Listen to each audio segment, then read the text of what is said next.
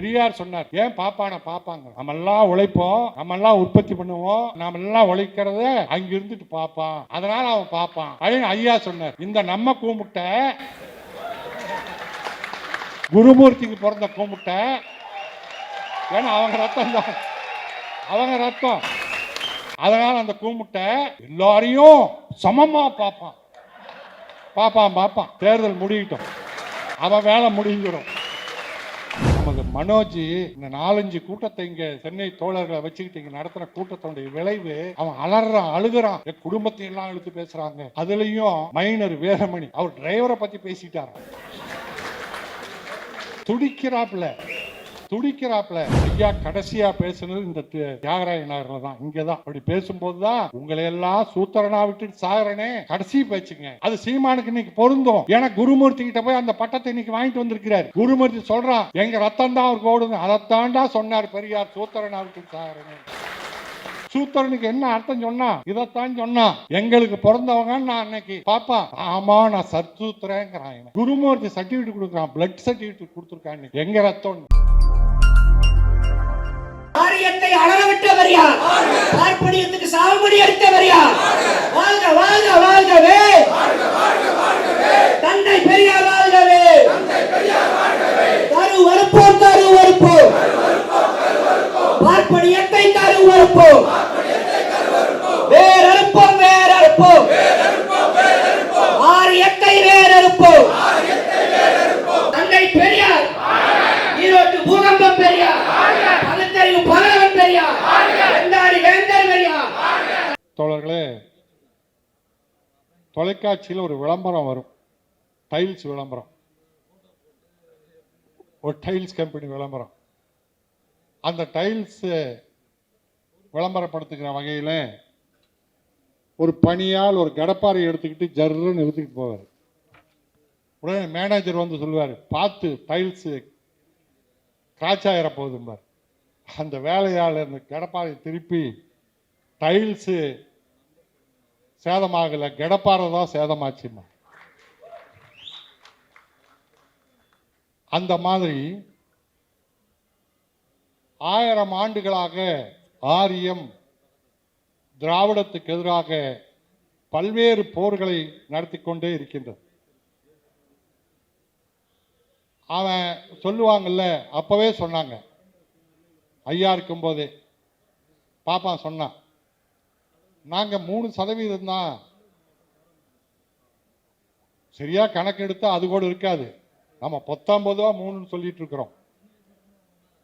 அந்த 3% தான், எங்களை பார்த்து ஏன் பயப்படுறீங்க அப்படின்னு கேட்டா, அப்ப பெரியார் சொன்னாரு, திருவிழாவில் லட்சக்கணக்கான பக்தர்கள் கூடுறாங்க, ஆனா காவல்துறை திருடர்கள் ஜாக்கிரதை திருடர்கள் ஜாக்கிரதைன்னு ஒரு ஆளுக்காக, ஒரு திருடனுக்காக, ஒரு பிட்பாக்கெட்டுக்காக காவல்துறை மைக்கில் அறிவிச்சுட்டே இருக்கிறான். அது மாதிரி தான்டா, நீ 3 பேர் தான், ஆனா இன்னைக்கு இந்த இந்திய நாட்டையே, மக்களை எல்லா தரப்பிலும் எல்லா நிலையிலும் ஆளுமை செய்து கொண்டிருக்கின்றார். சீமான் அவர்கள் ஏதோ பிரபாகரன் இவருக்கு உபதேசம், கீதா உபதேசம் மாதிரி இப்ப வந்து சொல்லிட்டு இருக்கார். அவர் போர்க்களத்தில் கிருஷ்ணன் கீதாவசம் பண்ண மாதிரி போர்க்களத்தில் இவருக்கு உபதேசம் பண்ணாராம் சீமான். முதல்ல அவர் சொல்லிதான் பெரியார தெரிஞ்சுக்கிட்டேன்னா, பெரியாருடைய கைத்தடி தான் துப்பாக்கியா மாறிச்சுன்னா, அப்புறம் கடைசியா இப்போ வந்து அவரே பெரியாரை வெறுத்தாரு. உண்மை அதல்ல, எங்களுக்கு தெரியும். நாங்கள் தொடக்கத்திலிருந்து இறுதி நிலை வரைக்கும் அவரோடு இருந்து போராடி கொண்டிருந்தவர்கள் நாங்கள். இங்கே கருப்பு சட்டைகளாக வந்திருக்கின்ற நிறைய தோழர்கள்,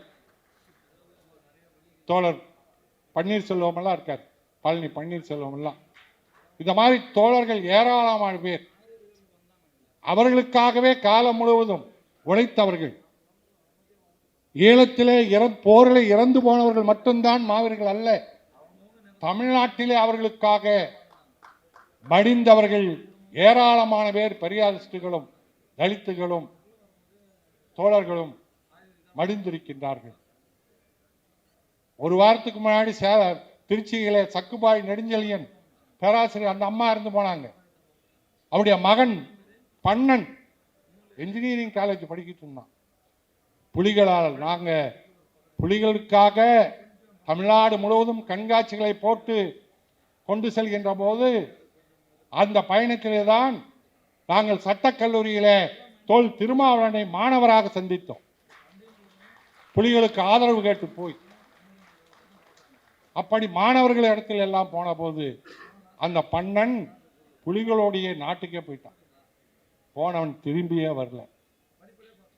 ஒரு இளைஞன் இன்ஜினியரிங் காலேஜில் படிச்சுட்டு இருந்த இளைஞன் புலிகளுக்காகவே. அந்த மாதிரி எத்தனை பேர் அவர்கள் எல்லாம் தெரியாது, சீமானுக்கு பார்த்ததில்லை. ஆனால் அந்த பிரபாகரன் சொன்னாரா பெரியாரை பற்றி. ஆனால் பிரபாகரன் என்ன சொன்னார் தெரியுமா? நாங்கள் போன போது தொடக்கத்தில் 83 அவர்கள் தமிழ்நாட்டுக்குள் 76 வந்து கொண்டிருந்த போது பெரியாரை தந்தை செல்வா அவர்கள் ஆதரவு கேட்டு வந்த போது தந்தை ஐயா அவர்கள் தன்னுடைய நிலை வெளிப்படையாக சொன்னார். நானே ஒரு அடிமை, இன்னொரு அடிமைக்கு என்ன செய்ய முடியும்? உண்மை. அதை பின்னால் கடைசியில தொடக்கத்தில செல்வா அவர்கள் சொன்னதை கடைசியில நாங்கள் அண்ணன் வைகோ அவர்களும் கொளத்தூர் மணியும் நாங்கள் எல்லாம் போன போது கடைசியாக சொன்னார். அப்போது சொன்னார் பிரபாகரன், ஐயா பெரியார் பார்ப்பன எதிர்ப்பை தமிழ்நாட்டிலே செய்து கொண்டிருந்த போது நாங்கள் புரிந்து கொள்ளவில்லை, இன்னும் இதையே பேசிக் கொண்டிருக்கின்றார் என்று நினைத்தோம். பின்னால் தான் அமைதிப்படை என்ற பெயரிலே டெல்லியில் அழைத்து வைத்து அசோகா ஓட்டலில் அடைத்து வைத்து பிரபாகரனை விரட்டிய போது தீட்சித் என்கின்ற ஒரு அதிகாரி, உயர் அதிகாரி சொன்னார் பிரபாகரனை பார்த்து, அவர் சுருட்டு குடிப்பார். அந்த அதிகாரி அந்த சுருட்டை ஊதிக்கொண்டே பிரபாகரனை மிரட்டுகிறார். இந்த சுருட்டு முடிந்து அதனுடைய சாம்பல் கீழே விழுவதற்கு முன்னால் உங்களை அழித்து விடுவோம், சுருட்டு முடிஞ்சு கீழே விழுவதற்குள்ள உங்களை அழிச்சிருவோம் அப்படின்னு அந்த பார்ப்பன அதிகாரி பிரபாகரனை பார்த்து மிரட்டினாராம். அதைத்தான் சொன்னார். அப்போ பிரபாகரன், நாங்கள் பெரியாரை வந்தபோது புரிந்து கொள்ளவில்லை, இப்போது புரிந்து கொள்கின்றோம். இந்தியாவை மட்டுமல்ல தமிழ் ஈழத்தையும் அடக்கி ஆள்வது பார்ப்பனர்கள் தான், இந்திய பார்ப்பனர்கள் தான். அவர்களால் தான் எங்களுக்கு இந்த தமிழ் ஈழம் விடியாமல், தமிழ் ஈழம் கிடைக்காமல் தடுக்கப்படுவது இந்தியாவில் இருக்கக்கூடிய பார்ப்பனர்கள் தான் என்று தெளிவாக சொன்னார். ஆனால் அதை மறைத்துவிட்டு இன்றைக்கு முதல்ல என்ன சொன்னா, அந்த ஆரிய படை கடந்து பார்த்தா நம்ம ஐயா அதனால்தான் மன்னர்களை எவ்வளவு விமர்சனம் பண்ணாரு. அந்த காலத்து ட்ரம்ப் கூட்டம் ஒரு நாட்டை விடுறதில்லை, சொந்த நாட்டு மக்களை பற்றி கவலைப்படல, சொந்த நாட்டு மக்களுக்காக ஆட்சி செய்யல, அடுத்த நாட்டின் மீது படையெடுப்பது மட்டுமே அந்த மன்னர்களுடைய வேலையா இருந்தது. அதனால்தான் ஐயா அதை விமர்சனம் பண்ணி பேசினார். அதே போல பெரியார் கற்பப்பை எடுத்துருன்னு சொன்னார் சொல்லி இப்ப என்ன பண்றான், அந்த விசில் கூட்டத்தில் போய் பார்ப்பன இடத்துல பேசும்போது நான் பாகிஸ்தான்ல வேணாலும் போய் பாரதியாரை பத்தி பேசுவேன். எதுக்கு? சமாளிக்கிறான். எங்க முஸ்லீம்கள் நம்மளை விட்டுட்டு போயிடுவாங்களோ, ஏன்னா இங்க வந்தோடனே அவங்க புரிஞ்சிருப்பாங்க சங்கிகிட்ட போயிட்டான் அப்படின்னு தெரிஞ்சுக்குவாங்கிறதுக்காக, சமாளிக்கிறதுக்காக நான் பாகிஸ்தான்ல போய் பிரச்சாரம் பண்ணேன். அப்புறம் முஸ்லீம் சகோதரிகளை வைத்து பேச விடுறாரு. முஸ்லீம் சகோதரிகளை பெரியார் கற்பப்பை எடுக்க சொன்னாரு. முதல்ல பெரியாருடைய அது நாம ஐயாவுக்கு பெரியார்னு பேர் வச்சதே பெண்கள் தான். அந்த சகோதரியை விட்டு இழிவாக ஈர வங்காயமா பெரியார், அதை பற்றி அவர் பெரியார் ஒருபோதும் கவலைப்பட்டதில்லை. பெரியார் எதை பற்றியும் கவலைப்பட்டதில்லை எப்பவுமே. காரணம், அவர் கூட்டத்தில் பார்த்து கேட்டாங்க, நீ தான் கடவுள் இல்லைன்னு சொல்றீங்க, எதுக்கு ராமசாமின்னு பேர் வச்சிருக்க, கடவுள் பேர் வச்சிருக்கேன்னு. பெரியார் நேரா பதில் சொன்னார். என்ன சொன்னாரு? கவலைப்படாம சொன்னாரு, நீ வேணா எனக்கு எங்க அப்பா அம்மா நான் அறியாத பருவத்தில் குழந்தை பருவத்தில் எனக்கு பேர் வச்சுட்டாங்க, நீ வேணா என்னை கழுதைன்னு கூப்பிடு, நான் ஏன்னு கேட்கிறேன். பேர்ரா, ஒரு அடையாளம்டா, அது என்னடா இருக்கு, நீ கழுதைன்னு கூப்பிடு ஏன்னு கேட்கிறேன். அதோட மட்டுமல்ல தோழர்களே, அதோட மட்டுமல்ல, நமது மனோஜ் இந்த 4-5 கூட்டத்தை இங்க திங்கர் குமரனம் சென்னை தோழர்களை வச்சுக்கிட்டு இங்க நடத்துற கூட்டத்தினுடைய விளைவு, அவன் அலறான், அழுகிறான். என் குடும்பத்தை எல்லாம் இழுத்து பேசுறாங்க, என் குடும்பத்தை பத்தி பேசுறாங்க. ஏண்டா இப்படி வலிக்கு, இதுதானே எங்க தோழர்களுக்கும் வலிக்கும். அப்போ அதுலயும் மைனர் வேதமணி அவர் டிரைவரை பத்தி பேசிட்டாராம். துடிக்கிறாப்ல. ஆனா நீ சொல்றிய ஈர வெங்காயம் பெரியாரு, அவர்கிட்ட எப்படி தெரியுமா மக்கள் கேள்வி கேட்டாங்க? ரஷ்யாவுக்கு போயிட்டு வர்றாரு பெரியார், ரஷ்யாவை பார்க்கிறார், பொது உடைமை பூமியை பார்க்கிறார். பெரியார் தாங்க போனவர். அங்க அந்த அந்த நாடு, அந்த பொது உடைமை பூமியை பார்த்து சொல்றாரு, பார்த்துட்டு வந்து சொல்றாரு, நான் அங்கேயே இருந்துடலான்னு ஆசைப்பட்டேன், ஆனா அந்த சட்டம் எனக்கு இடம் தரல அப்படிங்கிறாரு. நல்ல வேலை சட்டம் இடம் தரல, இல்லாட்டி நம்ம கொடுத்து நம்ம இன்னைக்கு அடிமையாக இருந்திருப்போம், நம்ம இருந்திருப்போம். இப்போ பார்த்தீங்கன்னா ஐயா கடைசியா பேசுனது இந்த தியாகராய நகரில் தான், இங்கே தான், டிசம்பர் 19ஆம் தேதி. அந்த 19ஆம் தேதி தான் கடைசியா பேசின வார்த்தை என்ன தெரியுமா? அந்த பேச்சு இருக்கு, கேட்டு பாருங்க, யூடியூப்ல வருது. சும்மா சாதாரணமாக இப்போ உட்காந்து பேசல, வண்டியிலேயே மேடையில் இறங்கி கூட அது முடியல. மற்ற நாளெல்லாம் மேடையில் இறங்கி ஏறி வந்து பேசினார். அந்த கடைக்கு அதுவும் முடியல, வண்டியே மேடையாட்டு இருந்தது, அதுலேயே மெத்தையில் உட்காந்து பேசுறார். பேச அவருக்கு இறனியா வலி, ஐயோ அம்மா அம்மான்னு படுத்துடுறார். திரும்ப அப்புறம் தாங்கி அவரே வயிற்ற சரி பண்ணிட்டு எழுந்திரிச்சு உட்கார்ந்து, ஆகவே தோழர்களே அப்படின்னு பேசுறார். அப்படி பேசும்போது தான் உங்களை எல்லாம் சூத்திரனா விட்டுட்டு சாகிறனே கடைசி பேச்சுங்க. அது சீமானுக்கு இன்னைக்கு பொருந்தும். ஏன்னா குருமூர்த்தி கிட்ட போய் அந்த பட்டத்தை இன்னைக்கு வாங்கிட்டு வந்திருக்கிறார். குருமூர்த்தி சொல்றான், எங்க ரத்தம் தான் அவருக்கு ஓடுங்க, அதைத்தாண்டா சொன்னார் பெரியார், சூத்திரனா விட்டுட்டு சாகிறனே. அவன் சூத்திரனுக்கு என்ன அர்த்தம் சொன்னா? இதைத்தான் சொன்னான், எங்களுக்கு பிறந்தவங்க நான் அன்னைக்கு பாப்பான். ஆமா நான் சத்சூத்திரங்கிறான் இவன், ஆமா சுத்த சூத்திரங்கிறான் இவன். குருமூர்த்தி சர்டிஃபிகேட் கொடுக்குறான், பிளட் சர்டிஃபிகேட் கொடுத்துருக்கான் இன்னைக்கு, எங்க ரத்தம். தயவு செய்து தோழர்களே, அப்படி பெண்களுக்காக ஒரு ஆணாக பிறந்து பெண்ணுக்கு பேசிய உலகத்தில் யாரும் கிடையாது. பெண்ணுக்காக பேசினது. ஏன் கற்பப்பை எடுன்னா ஆம்பளைகளுக்கு தெரியாது அந்த வழி. கிராமத்தில் சொல்லுவாங்கல்ல, முட்டை வைக்கிற கோழிக்கு தான் தெரியும் வழி என்ன தெரியும். இப்பெல்லாம் பெரியார் பிரச்சாரத்தால, அரசு விளம்பரத்தால 1க்கு மேல 2க்கு மேல குழந்தை பெற்றுக்கிறது இல்லை. உலகம் பூரா மனித சமூகம் வளர்ந்துருச்சு, நாகரிகம் வளர்ந்துருச்சு. பெண்கள் இப்ப அப்படியெல்லாம் பெற்றுக்க தயாராக இல்லை. சைனாவிலேயே, உலகத்திலே சைனா தான் அதிக மக்கள் தொகைன்னா, அங்கேயே பெத்துக்க பணம் தர்றேன், நான் வளர்த்திக்கிறேன். இப்போ கோழி வளர்த்துறதுக்கு இப்போ பஞ்சாயத்து ஓடிட்டு இருக்குல்ல, கறிக்கோழிக்கு, அந்த மாதிரி குழந்தைய நாங்கள் வளர்த்துறோம், நீ பெத்து விடுங்கிறான். முடியாது, பெத்துக்கிற என் வேலை இல்லை. மோடி அதே தான் பண்ணார். என்ன பண்ணாரு? எல்லாம் இந்து முஸ்லீம்கள் நிறைய பெத்துக்கிறாங்க, இந்துக்கெல்லாம் நிறைய பெத்துக்குங்க. எந்த முஸ்லீம்? அவங்களுக்கு மட்டும் பெட்ரோல் சும்மா கிடைக்குதா? அவங்க மட்டும் அரிசி கம்மி விலையில கிடைக்குதா? எல்லா மக்களுக்கும் இருக்கக்கூடிய அதே பொருளாதாரம் அவங்களுக்கும் தான். ஆனால் நான் அப்பதான் கேட்டேன், நீ முதல்ல பெத்துக்காட்டு, கொண்டாட்டி விட்டுட்டு ஊர் உலகம் செத்துட்டு இருக்கிற, நீ இந்து மதத்தை வளர்த்துறதுன்னா நீ பெத்து விடு நீ. ஆனா அப்படி பெரியார் அப்ப பாத்தீங்கன்னா நம்ம தாத்தா பாட்டிக்கெல்லாம் 1 2 கிடையாது, எல்லாம் 7 8 9 12. அம்பேத்கர் அவரே 9வது குழந்தை. இப்படி அப்ப அந்த தாய் என்ன பாடுபட்டிருப்பா. ஏன் நம்ம புராணத்தில் ஒரு கதை, குசேலன்னு ஒரு கதை, 27 பேரா, அது 27 பசங்களாம். ஐயா பாருங்க, 27னா அப்படியே புராணத்தை எடுத்துக்கல, யோசிச்சாரு.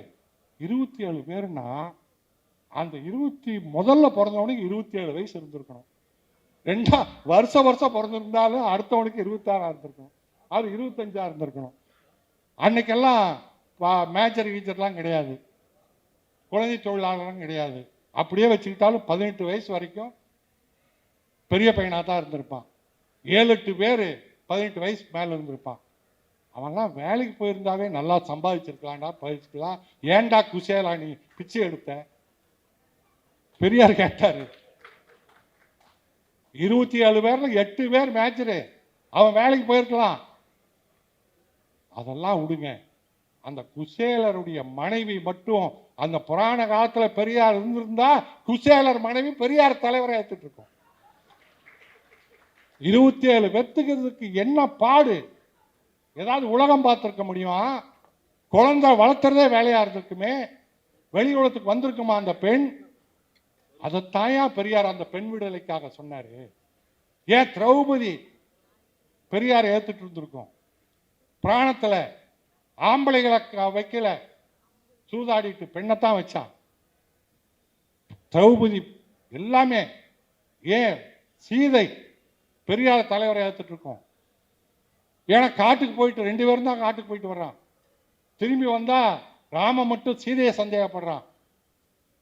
அப்பதான் பெரியார் சொன்னாரு, சீதை நீயும் அவனை சந்தேகப்பட்டிருக்கணும் இல்லை, அவனும் தானே 14 வருஷம் ஜெயில காட்டுல இருந்தான். அவன் எதுவும் தப்பு தாண்டா பண்ணியிருக்க மாட்டானா? உன்னைய மட்டும் சந்தேகப்பட்டான்ல அப்படின்னு பெரியார் கேட்டாரு. அன்னைக்கு பெரியார் இருந்தா சீதையும் கூட அந்த ராமன் இல்லை, இந்த ராமசாமி ஏத்துட்டு இருந்திருக்கும்.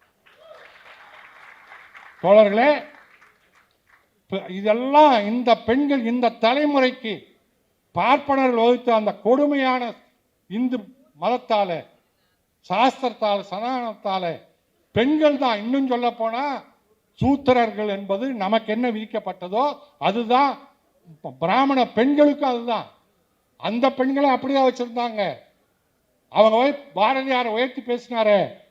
அந்த பாரதியார் மனைவி செல்லம்மா, அந்த அம்மா புரட்சி பெண் அல்ல, மணியம்மையும் நாகம்மையும் தான் புரட்சி பெண்கள். பாரதியார் கண்டது புரட்சி பெண்கள் அல்ல.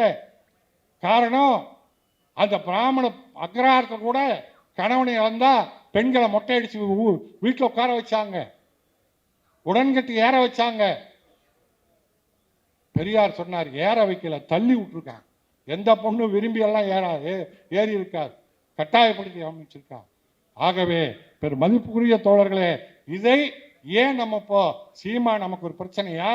இல்லவே இல்லை. பெரியாரை தவறாக, திராவிட இயக்கத்தை தவறாக, வரலாற்றை தவறாக இன்றைக்கு வெறும் கத்தி பேசுறதுனால, இங்க பேசுறாரு பாருங்க நம்ம இளமாறன், ஏன்னா அவருக்கு அங்கேயே இருந்தவர், அதனால நல்லா தெரியுது அவர் எப்படி அவன் கையை ஆட்டிட்டு பேசுறது நான் அழகா பண்ணி காமிச்சார். பாப்பா, பெரியார் சொன்னார், ஏன் பாப்பான பாப்பாங்க, நம்மெல்லாம் உழைப்போம், நம்மெல்லாம் உற்பத்தி பண்ணுவோம், அம்மா நாமெல்லாம் உழைக்கிறத அங்க இருந்துட்டு பார்ப்பான், அதனால அவன் பார்ப்பான் அப்படின்னு ஐயா சொன்னார். இந்த நம்ம கூமுட்ட குருமூர்த்திக்கு பிறந்த கூமுட்ட, ஏன்னா அவங்க ரத்தம் தான், அவங்க ரத்தம். அதனால அந்த கூமுட்ட எல்லாரையும் சமமா பார்ப்பான். தேர்தல் முடியட்டும், அவன் வேலை முடிஞ்சிடும், அவன் வேலை முடிஞ்சிடும். அப்ப பார்ப்பான் உன்னைய. அப்ப வருவேன், எங்ககிட்ட தான் வருவேன். ஏன்னா நாங்க தான் ஏற்றி விட்டோம். இன்னும் நாங்க உண்மையே சொல்றோம், பரிதாபப்பட்டு வந்தா நாங்க ஏத்துக்குவோம், தப்ப உணர்ந்து வந்தா ஏத்துக்குவோம். பெரும் மதிப்புக்குரிய தோழர்களே, இன்றைக்கு பார்த்தீங்கன்னா பாப்பா ஐயாவே காந்திக்கே பாடம் எடுத்த ஒரு பெரியார். பெங்களூர்ல சந்திக்கிறாங்க பெரியாரும் காந்தியும். அப்ப காந்தி கேட்கிறார், ஈவேரா ராமசாமி அவர்களே, பாப்பா பூரா கெட்டவன்னு பேசுறீங்களே, யாரையும் உங்களுக்கு பிடிக்கலையே, ஒரு பாப்பாங்க கூட நல்ல பாப்பா இல்லையான்னு காந்தி சந்தேகப்பட்டு கேட்கிறார். ஐயா இல்லையா, எனக்கு தெரியல, ஒரு பாப்பா கூட நல்ல பாப்பான்னு இருக்கிறது தெரியல அப்படின்னு பெரியார் சொல்றார். அப்ப காந்தி சொல்றாரு, கோபாலகிருஷ்ண கோகலே கூடவா நல்ல பாப்பான் இல்லை அப்படின்னாரு. மகாத்மா, உங்களுக்கே ஒரே ஒரு பாப்பான் தான் தெரியும், நாங்க சாதாரண ஆத்மா, எனக்கு ஒரு பாப்பான் தெரியல அப்படின்னாராம். பெரும் மதிப்புக்குரிய தோழர்களே, மோத விடுறது ஏன்னா ஐயா இங்க தெளிவா ஜவஹர்லால் சொன்னார். அம்பேத்கர் பௌத்த மதத்தை தழுவும் போது கூட ஐயா வரவேற்ற அதோட ஒரு யோசனையும் சொன்னார். நீ பௌத்தத்தை தலைவரதை விட முஸ்லீம் மதத்துக்கு போயிரு, அதுதான் சுத்தமா ஜாதி இருக்காது. இந்த பௌத்தத்தை கூட இந்த இந்து மதம் சாப்பிட்டுரும். சாப்பிட்டுச்சு. இன்னைக்கு துணை முதலமைச்சர் உதயநிதியும் ராசாவையும் அவர்கள் மேல் வழக்கு அருள்மொழி சொன்னாங்க பாருங்க. ஒரு ஜட்ஜ்மெண்ட் அல்ல, கருத்தா அந்த நீதிபதி சொல்லியிருக்காங்க. 80% இந்துக்களை திராவிடர் கழகமும் திமுகவும் புண்படுத்தி வருகிறது அப்படின்னு நீதிமன்றம் சொல்லிச்சு. அப்ப 80% எப்படி சொன்ன 80%? அவன் ஒரு பக்கம் நம்மளை எல்லாம் ஆன்டி இந்தியன்கிறான், நம்ம எல்லாத்தையும் ஆன்டி இந்தியன்கிறான். அப்போ எல்லாரையுமே 80% அவன் இந்துங்கிறதுக்கு என்ன அடையாளம் வச்சான்? யாரெல்லாம் கிறிஸ்தவர் இல்லையோ, யாரெல்லாம் முஸ்லீம் இல்லையோ, அவ்வளவுதான். அந்த 2 தான், மற்றது எல்லாமே இந்து. பார்சியிலேருந்து பார்சியெல்லாம் இப்போ இந்து தான், புத்த மதமும் இந்து தான், இப்போ அவன் கணக்கில் சீக்கியமும் இந்து தான். அதனால 80% கோர்ட்டு சொல்லுது. 80%. மதிப்புக்குரிய தோழர்களே, பெரியோர்களே, நான் முடிச்சுக்கிறேன். நமது மதிப்புக்குரிய திருமாவர்கள் தான் பார்த்தீங்கன்னா திடீர்னு ஒரு கூட்டத்தை போட்டார். பெரியார் இல்லையா, பெரியார்னு ஒரு 50 படம் போட்டான். அது பார்த்தீங்கன்னா எங்கள் காலத்தில் எங்களுக்கு 75 வயசு ஆகி போச்சு, அதனால் எங்கள் காலம் தனியாக சொல்ல வேண்டியிருக்கு. அப்போல்லாம் பார்த்தா சேலத்துலேருந்து ஒரு டாக்டர் தமிழ்நாடு பூரா பயணம் வருவார். சிவராஜ்னு. பரவாயில்ல, எங்கள் காலத்தில் நிறைய பேர் இருக்கீங்க போட்டு. பயணம் வருவார். அப்போ பார்த்தா வரிசையாக படங்களாக இருக்கும். எல்லாரும் மருத்துவர்கள், அவங்க பரம்பரையில் 4 தலைமுறை 5 தலைமுறை மருத்துவர்கள் படமாக இருக்கும் அந்த சிவராஜ் குடும்ப படம். அந்த மாதிரி மாயவரத்தில் ஒரு படம் போட்டான் பாருங்க, ஒரு 50 பெரியார், எல்லாரும் பெரியார், 50 பெரியார். உடனே மட்டை அடியா அடுத்த நாளே நமது மதிப்புக்குரிய தோழர் திருமா அவர்கள் மறுத்தார். அவர் படத்தையும் போட்டு வச்சான், அவர் படத்தையும் போட்டான்.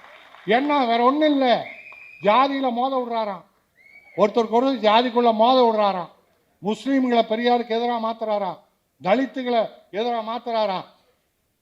ஆனா பெரியாரை எங்க தப்பு உண்மையில ஒத்துக்கிறோம், இன்னும் தெளிவா தீவிரமா மக்களிடத்துல கொண்டு, அதுக்கு ஒரு வகையில சீமானுக்கு நன்றி சொல்றோம். ஏன்னா 5 கூட்டங்களால தோழர்கள் நடத்திருக்கவே மாட்டாங்க, உன்னால அது பலன் அளிச்சது.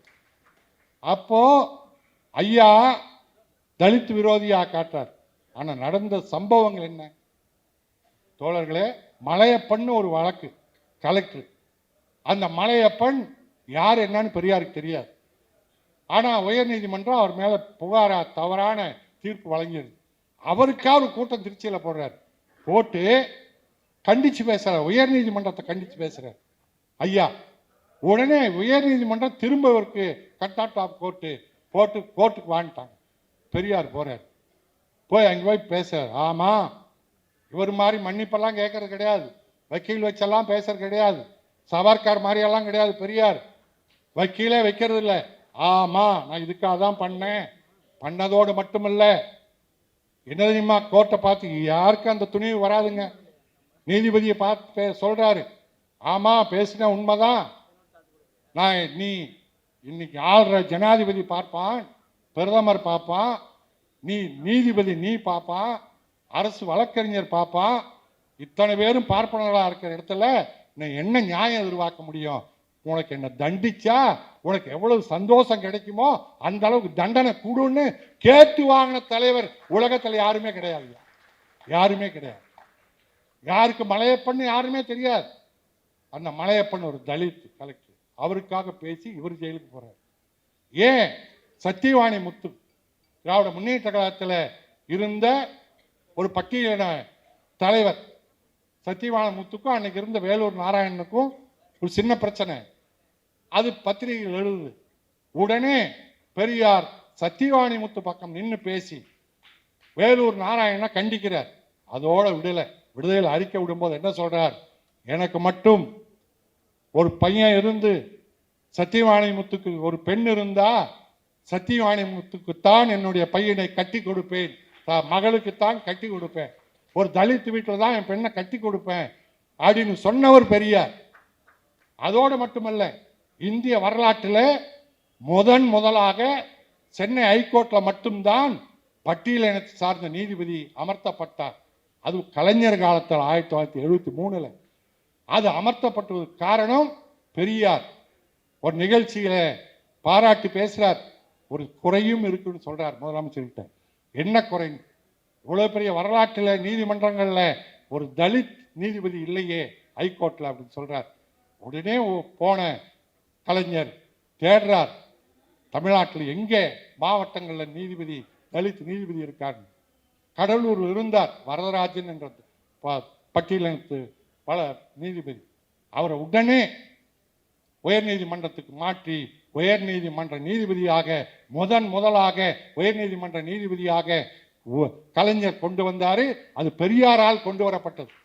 அந்த வரதராஜன் தான் அடுத்து உச்ச நீதிமன்றத்துக்கு செல்லுகின்ற போதும் முதல் தலித் நீதிபதியாக, ஏன்னா இந்தியாவில் எந்த நீதிமன்றத்திலும் இல்லை தலித், அங்கே போனார். இப்படி பெரும் மதிப்புரிய தோழர்களே, பெரியோர்களே, நிறைய நாம கொண்டு போகணும், படிக்கணும்.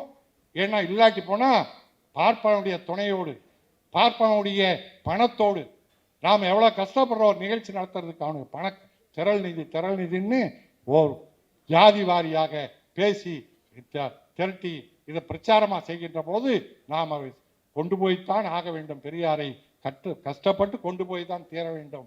அப்படி போகின்ற போது பெரியார் அவர்கள், நான் கடைசியாக சொன்னாரு, பார்ப்பனர்களை பார்த்து சொன்னாரு பெரியார் கடைசியாக சொல்றார் பெரியார் பார்ப்பனர்களை பார்த்து, பார்ப்பனர்களே நான் இருக்கும்போதே தெரிஞ்சுக்குங்க, மாறிடுங்க, குணத்தை மாற்றிக்குங்க, உங்கள் குணத்தை மாற்றிக்குங்க, நீ திரிஞ்சு வாங்க. எனக்கு பின்னால் வரக்கூடிய தலைமுறை எப்படி இருக்குன்னு சொல்ல முடியாது. நான் இருக்கின்ற வரைக்கும் தான் சாத்வீக முறையில பிரச்சாரத்தோடு போகும். எனக்கு பின்னால் நிச்சயமாக இந்த மனோஜ்குமார் என்று ஒரு வருவார், மைனர் வீரமணின்னு ஒரு வருவார், பின்னால் பண்ணிக்கு பூணூல் போட்ட குமரன் வருவார், தினமலத்துக்கு மலம் அடிச்ச எங்களுடைய சக்திவேல் என்ற இளைஞர்கள் வருவார்கள். பின்னால் என்ன நடக்கும் சொல்ல முடியாது. ஆகவே பார்ப்பனர்களை திருந்திக்கிங்க அப்படின்னு சொன்னாரு. பாப்பா எப்போ பின்புத்திக்காரன், அவங்க ஆழம் தெரியாம அட்டக்கத்தி இடத்துல தங்கள் பிரச்சனையை கொடுத்துட்டாங்க. அடுத்து இதில் பாதிக்க போறது சீமான் மட்டுமல்ல, பார்ப்பனர்களும் தான் இதனால் பாதிக்கப்படுவார்கள் என்று சொல்லி விடைபெறுகின்ற. நன்றி.